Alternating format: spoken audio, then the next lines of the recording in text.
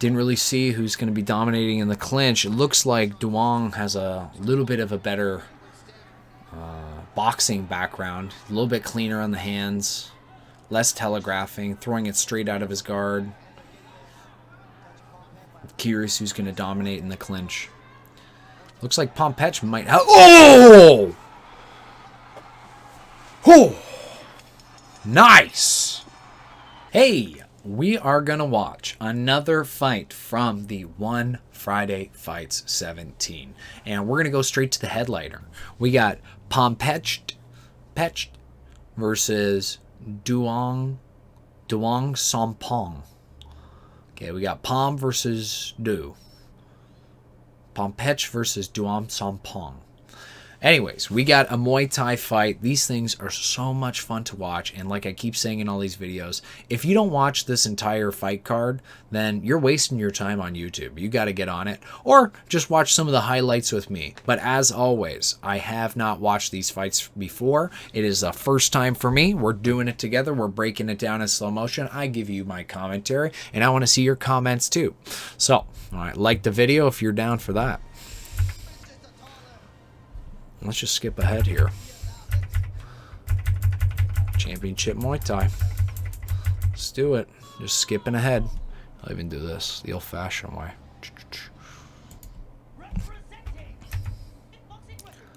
Wow. Just want to see the records.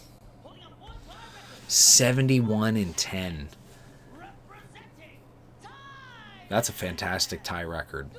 Right, usually for Muay Thai, they base the records on percentages. So that seems like a good percentage. Heard if it's like, less than 20%, you're really, really up there. And that is less than 10%.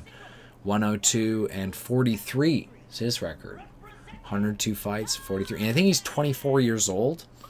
Who's keeping, where are these records kept? It's not on Wikipedia. Is it just supposed to be... there's got to be some sort of authority in Thailand that keeps on top of that. Yeah, we got two Thais fighting Muay Thai in Thailand for 1FC. And we're going to react, watch it together, do some commentary, break it down. There's nothing more beautiful than two Thais fighting. Oh, nice. We got kickers. Last fight we watched from them, you got to watch that one. It was Avatar versus, forget his name, but they were just killing each other with elbows the entire time. Now it looks like we got two kind of lankier, skinny boys that have got good boxing and awesome kicking. Let's watch that. Sorry. If you're new to the channel, we break it down in slow motion. I like seeing all this stuff happen in a little bit more detail. That 1-2, his back foot's already shifting in. Look, he's stepping to the outside of his opponent's lead foot to go straight to the body and then a hook upstairs. That is a clean combination. Beautiful combination. Right, jab to the head. Just missing. Shifting in. Cross the body. Right hook to the head. Beautiful. Let's keep playing it out. Regular speed. That was a great start, though.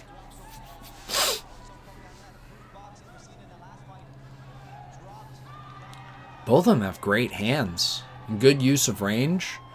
This matchup makes sense.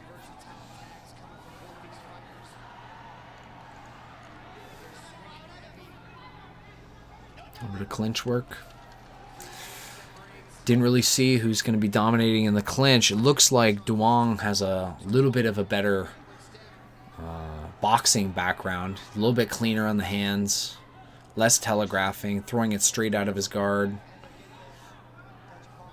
Curious who's going to dominate in the clinch. Looks like Pompetch might have... Oh! Oh! Nice! Oh my god, that made my heart skip a beat. Holy shit, what a good finish. Was that a check hook?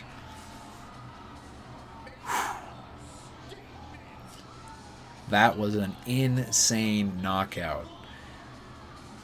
I don't even know what the fuck happened there. We got to watch that back. Wow, good for him. Bet he is on top of the fucking world. Let's we gotta go slow-mo.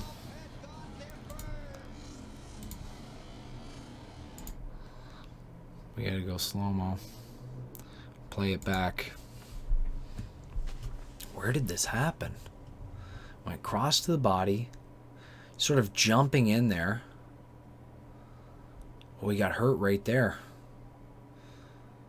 Short overhand over top.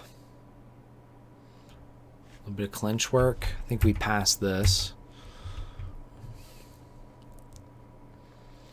Yeah, I was curious to see who was going to take over in the clinch. I felt like that's where the fight was going to end up because they were pretty even open mat. You know, I thought Duong, blue gloves, had a little bit of an upper hand in the boxing. Maybe Pompetch had a little bit of a upper hand in the kicking. All right, but yeah, I think we just saw the punch that he's going to throw later right there. Just as Duong's trying to set or step in. All right, Pompetch tried to counter with that left hook. And I think that's what we saw him finish him with. Let's see. Stepping in on a 1-2. Again, short left hook. Feint, jab, overhand. Teep to the body. Inside low kick. Looks like he just missed.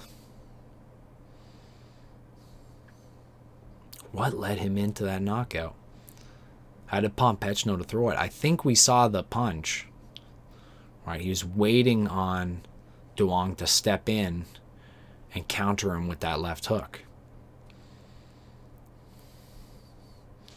All right. Because Duong is trying to close that distance. Yep, right there. Yeah, I feel like this is part of Pompetch's strategy. Right, he wants to use those really long-range strikes and then time his opponent as he steps in. Now, this must have been a read that Pompetch made even in that first minute, or it's like always something that he does, because a lot of these Thai guys tend to drop their hands before they throw their punches, right, and catches him just as he's moving in. Boom. Pretty much out cold on his feet. See ya. All right.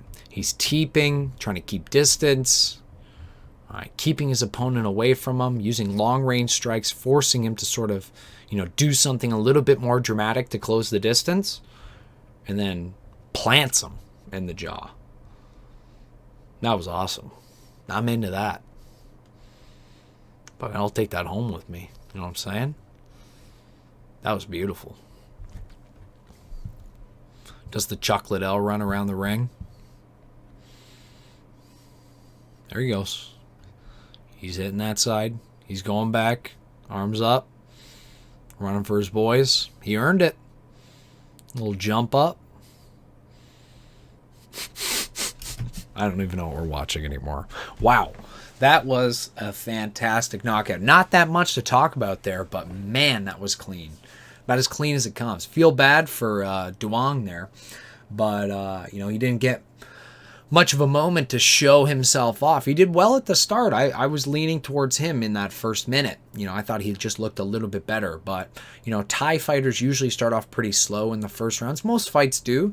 But the contrast between Thai fighters and maybe other places is that they start off like really slow and then they come back so hot in the second round. So I wish we saw a second round. It's always the second round we get to see like them go fucking batshit crazy on each other and try to kill each other.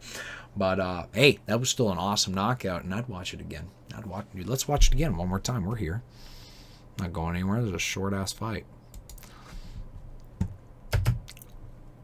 Let's play it back in real time. With a little bit of noise.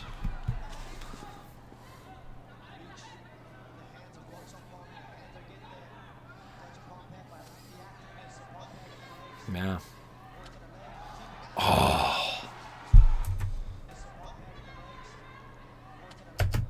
Oh, you know what it is too, which is also really cool, and I appreciate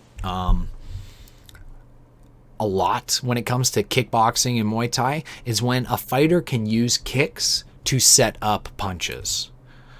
That is not an easy thing to do, right? And the key to it is really about upper body position in contrast to your footwork, right? Where your feet are planted and landing after the kicks. Because you got to get your feet down for the most part if you want to land good boxing after your kicks, right? Unless you're doing like Superman techniques where you're kicking the foot back as you throw your punch in, right? And we saw that right here. All right, I'm watching real time here. He throws that right low kick, but at the same time, he's sort of loading up that lead hook. Right? He's ready to throw it off of the kick. It's not just about the kick, but it's hopefully drawing his opponent in and using the momentum of that round kick, going back to the mat, that roundhouse kick, that low kick, back to the mat to set up his left hook. Right, the momentum of his kick going one way and then turning his body back with that left hook. So just one more piece that we kind of missed there when I initially first watched it. Right, not quite a check hook, kind of like a right low kick setting up that left hook, which is badass. Anyways, if you like this type of stuff, make sure you like the video, leave a comment for a fight or fighter that you'd like me to watch, and yeah, we'll see you next time. Thanks for being here.